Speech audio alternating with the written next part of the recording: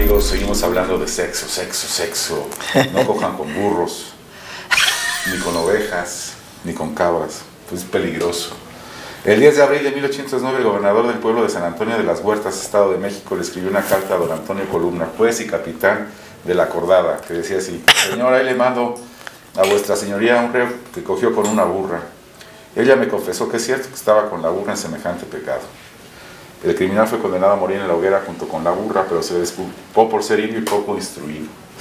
Al final lo condenaron a varios años de prisión y a aprender la doctrina cristiana, pero eso sí, a la burra la mataron. ¡Ay, pobre burra! ¡Qué culpa! Pues sí, estamos en Algarabía Digital con Victoria García Yoli, Pilar Montiel Casilla. Y pues si tienen prácticas zoofílicas... No lo hagan con burras. Oigan, no, pero eso, y menos con burras, porque creo que es un animal en peligro de extinción, ¿no? Además, creo que la mula o los burros son los que no, las mulas con mayor razón porque no se reproducen. Porque se reproducen, no hay burros, ya no va a haber mulas. Oigan, pero además, déjenme decirles que estamos hablando de sexo, de por qué nos gusta tanto el sexo, de la era industrial, un libro del doctor Ian Q. Carrington, del que ya hablamos la vez pasada, pero del que queremos ahondar más porque hay mil cosas. Por ejemplo, esta frase de Karl Marx, que es maravillosa, que dice: la filosofía es al mundo real lo que la masturbación es al sexo. Ah, mira. ¿No? Es como darle vueltas, por eso dice chaquetas mentales. Ajá, ¿no? Y yo estoy leyendo que en el México independiente la comida y el hecho eran asociados con el honor y con los deberes maritales. Tanto hombres como mujeres debían atender estos dos aspectos básicos de la vida cotidiana. Ellas ofreciendo alimentos y la intimidad, y ellos asistiendo puntualmente a ambos. Ah, había que cumplirle. Ajá, sí. Había que cumplirle. Pero qué padre, la mujer lo tenía que ofrecer, ellos no tenían así como derecho a... No, ella lo tiene que ofrecer. Ella no tenía que ofrecer. Eso me acordé del chiste es que cuando Juan quiere sexo, entonces él me chifla, ¿no? Sí. ¿Cómo le hace, comadre, para cuando el Juan se pone calientón? Pues no es chinchiflidito. Y cuando usted es la que se pone cachonda, llego con Juan y le digo: ¿chiflaste, Juan? Es bien bonito. Bueno, fíjense que estaba de moda una práctica que hasta el siglo XX estuvo también de moda en la generación que nosotros nacimos, la generación X, que es la circuncisión. El cirujano y patólogo Sir Jonathan Hutchinson, que nació en 1828 y murió en el 13, fue pionero en el estudio de la sífilis congénita y una autoridad en las enfermedades de los ojos y la piel, en particularmente la lepra. Popularizó él la práctica de la circuncisión entre la comunidad no judía, porque acuérdense, la circuncisión era una práctica desde Moisés, desde el Talmud viene especificada para los judíos, porque vivían en el desierto en condiciones no higiénicas y era mucho más higiénico quitar el prepucio. Fuera de su especialidad sostenía que la masturbación era una práctica en detrimento de la salud espiritual y mental y que la circuncisión era la cura para ello. Eso no es cierto, pero no lo sé, ustedes digan. ¿No? Y tras la publicación del artículo de Hutchinson en los Estados Unidos, los padres suplicaban a los médicos que circuncidaran a sus hijos. Pero bueno, eso se siguió practicando, ¿no? Hasta el siglo XX, muy después de la mitad. Ajá. Pero mira, dice justamente que a pesar de que había muchísimas solteras en el siglo XIX, la mujer sin marido carecía de ningún interés. Si era menor, dependía del padre; si no era casada, era una mujer solitaria y socialmente marginada, con excepción de los raros y brillantes ejemplos de los medios intelectuales o artísticos. Fíjate qué interesante lo que tú dices. Las solteronas, de hecho hablamos ya en Algarabía algún capítulo, vamos si quieren, un día hacemos sobre las solteronas. Todos tenemos una tía abuela solterona, ¿no? Las solteronas poblaron también la literatura del siglo XIX, ¿no? Eugenia Grandet, por ejemplo, que es una heroína o antiheroína de Solá, que no se puede casar porque... Pues por culpa del papá, y porque no le dan permiso, etc. Y luego están mujeres como Santa o las prostitutas que pues entran dentro ya de una categoría, no son solteronas, pero... Es que su vida no les permitió... todo consiste en que había que encontrar un marido para resolver la vida.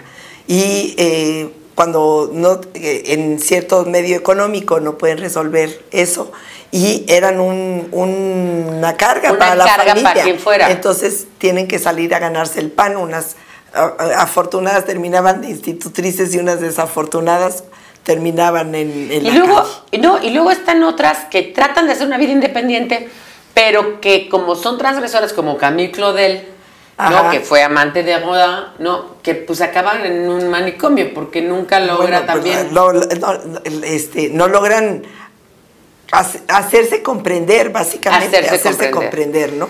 Pero sí esta idea de la solterona Pero nace en también esta época, ¿no? Yo La creo.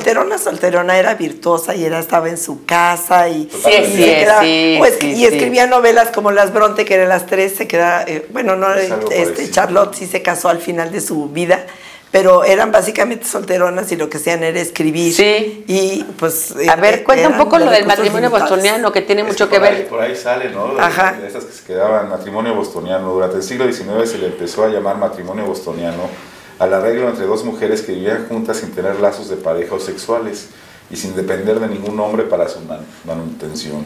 Se le llama bostoniano porque en la novela de Bostonians, publicada en 1886, Por el Henry escritor James. británico-estadounidense Henry James acuñó el concepto y le otorgó vida propia al presentar a dos bostonianas librepensadoras y protofeministas que viven juntas y no son pareja.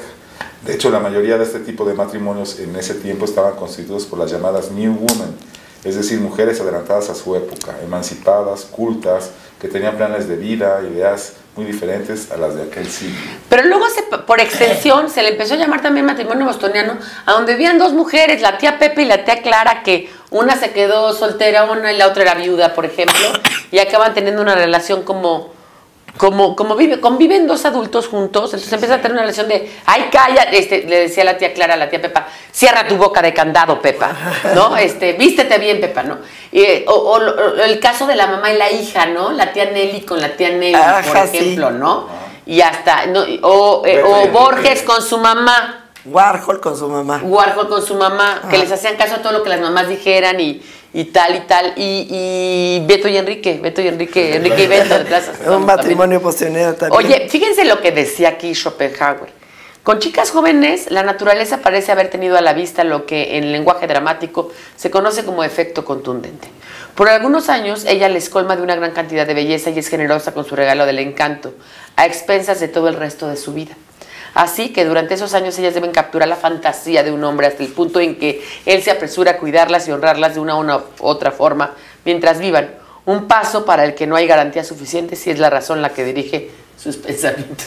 Sí, o sea, de una vez agárralo porque luego quién sabe qué te vaya a pasar, ¿no? Y aparte él era, como nadie lo pelaba, era muy feo. Schopenhauer, era bastante, ¿no? Y fíjate que en esta época también, este siglo XIX, prolifera el grabado con la época industrial, con la industrialización, las estampas se empiezan a propagar. Y entonces ya como las de posada. Sí, y hasta grabados un poco más finos. Acordaros que todo el arte, bueno, la pornografía empieza básicamente desde el Renacimiento con unos grabados que se hacen, es decir, un dibujo que se puede reproducir varias veces, pero a partir en el siglo XIX los grabados eran muchísimo más accesibles, porque antes era muy caro. Y entonces en el siglo XIX se vuelve mucho más accesible y con la fotografía también empieza la práctica de la pornografía. Sí. Entonces, desde las estampas coloreadas y durante todo el siglo se van modificando hasta tener las primeras, con la fotografía, las primeras fotos de desnudos y es una época donde prolifera más y estas imágenes llegan a más personas y pues yo creo que todo el mundo debe haber tenido por ahí un cajoncito secreto en su escritorio donde guardaban todas estas cosas porque se vendían como pan caliente. Pornografía viene de pornos, prostituta y grafosgrafía, o sea, era la estampa de una prostituta en origen, ¿no? Oigan, pero otra cosa interesante de este siglo es el ocultar el embarazo, ¿no? Y los bebés no queridos, no deseados y el infanticidio, que es algo que bueno, verdaderamente una cosa atroz, ¿no? Siempre, aquí dice. El siempre en todas las culturas, ya lo hemos platicado en estos programas de sexo. Para nivelar como control, la natalidad, para la producción, la población, contra la producción. Cuando hay épocas de escasez, pues el infanticidio siempre ha sido un método. Fíjense aquí, dice, los europeos También se deshacían de gran número de recién nacidos abandonándolos delante de hospicios públicos, cuya principal función consistía al parecer en impedir que los pequeños cadáveres se acumulasen en las calles o en los ríos. Para facilitar la recogida de niños no deseados, los franceses instalaron receptáculos nocturnos dotados de mecanismos giratorios. ¿Se acuerdan de estas como puertas giratorias? Pues en teoría ay, ¿cómo se llama el personaje? El perfume así es dejado, sí, claro, en el hospicio. Así lo dejan. A Grenil, ajá, así lo dejan en una de estas. Sí. Las admisiones pasaron de 40,000 en 1784 a 336,297 durante el decenio de 1824 a 1833. Entre el 80 y 90% de los niños recogidos en estas instituciones fallecía durante el primer año de vida. Esto lo dice Marvin Harris. Marvin Harris. También tenemos, aparte de las prácticas muy románticas y estos delitos ilícitos, pues prácticamente en este siglo se crea el Marqués de Sade, aunque nació ya en el siglo XVIII, pero ya murió en el sadismo, y el doctor austriaco Masoch, que crea el masoquismo. El masoquismo. Yo me acuerdo que un chiste que decía el masoquista, pégame. Y el sádico le decía no. No te veo. Sí. Exacto. Pues no te justamente hablando de lo de las estampas, pues uno de los primeros libros, como a finales del siglo XIX, se ilustra, hay una edición del Marqués de Sade, de Justin, me parece que es la primera que se ilustra, que no solamente está la descripción del texto de Sade, sino está ilustrado con imágenes. Y es un libro cañón, o sea, tú lo lees hoy en día y dices, no manches, ¿qué es esto? Ajá. Oigan, y justamente también es la época donde se crea el preservativo, creado por el doctor Condom en el siglo XVII, pero después aquí, que realmente era con tripas impermeables, se mantuvo vigente durante todo el siglo XIX y de hecho se empezaron a fabricar los preservativos de caucho, muy similares el grueso y la textura de los guantes industriales que ahora se utilizan para, por ejemplo, lavar trastes. Eran reusables y debían lavarse antes y después de su uso. Solo se podían conseguir por medio de médicos autorizados. Fíjate. Nada de que ir a la farmacia. Ustedes tienen todo, oigan, de verdad. Es que estos libros de realidad hablan de todo, hablan de arte, literatura, de todo relacionado de prácticas con el sexo, sociales. De datos curiosos. Fíjate, de la era victoriana data una ley vigente todavía en el estado de Texas, ¿verdad? Que prohíbe la venta de cualquier objeto obsceno cuyo diseño se use prioritariamente para la estimulación de los genitales humanos. Por ello, hasta la fecha, muchos empaques de vibradores muestran a la gente usando estos objetos para dar masaje en la espalda o en la...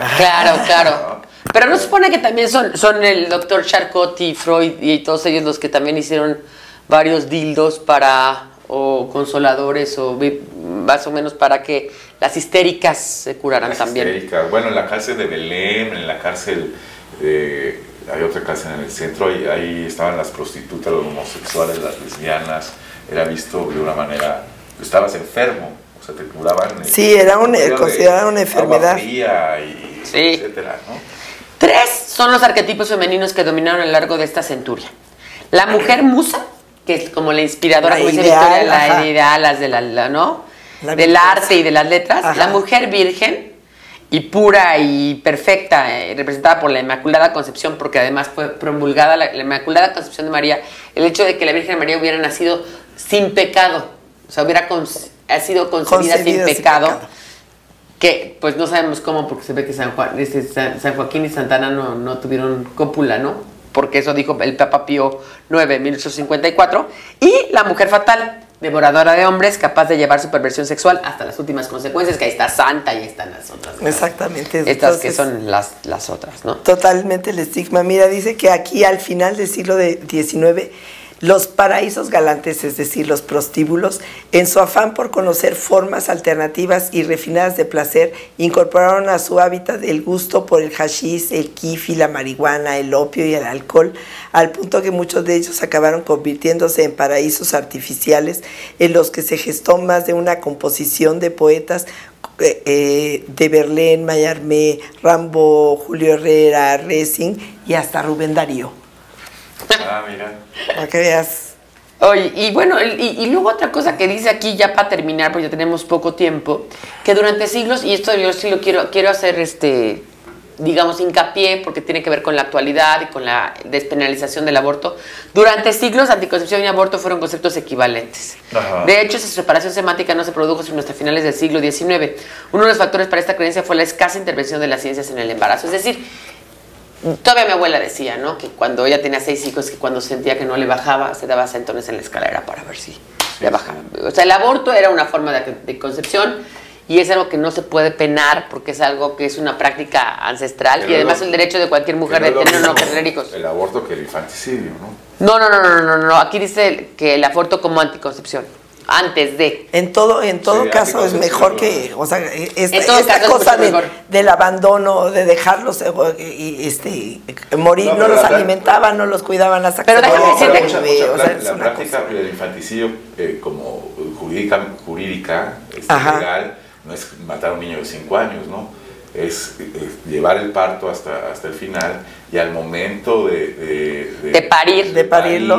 en ese momento matar Al Al neonato. al neonato, al recién Y nacido. fíjense que cuando Ese es el el albergue de la Procuraduría que está ahí en la Colonia Doctores, todavía ahí hay muchos niños que están ahí porque fueron abandonados en cualquier Sí, lugar de la Ciudad de claro. México. Se acabó esto, se acabó el sexo Se acabó del siglo en el siglo XIX. XIX, pero pues va a seguir el sexo, pues ustedes ya paguen Es aquí una y práctica síganle por infinita. donde quieran. Es Sí. una práctica infinita. Nos despedimos, gracias a René y a todos los que están acá atrás del Hasta luego. Bye. Gracias, CDP, bye.